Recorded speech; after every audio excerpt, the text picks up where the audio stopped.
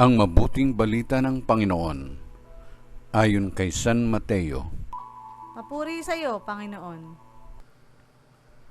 Noong panahong iyon, may isang lalaking lumapit kay Jesus at nagtanong, "Guro, ano pong kabutihan ang kailangan kong gawin upang magkamit ng buhay na walang hanggan?"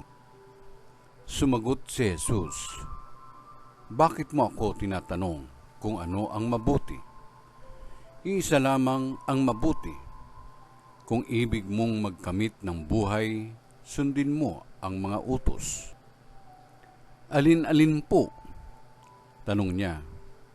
Sumagot si Jesus, "Huwag kang papatay, huwag kang mangangalunya, huwag kang magnanakaw, huwag kang magsisinungaling sa iyong pagsaksi.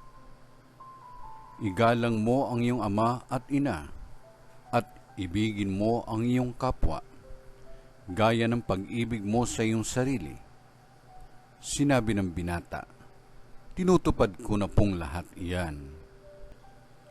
Ano pa po ang dapat kong gawin?" "Kung ibig mong maging ganap, humayo ka, ipagbili mo ang iyong ari-arian, at ipamahagi sa mga dukha ang pinagbilhan. Kapag ginawa mo yan, magkakaroon ka ng kayamanan sa langit. Pagkatapos, bumalik ka at sumunod sa akin." Sagot ni Jesus.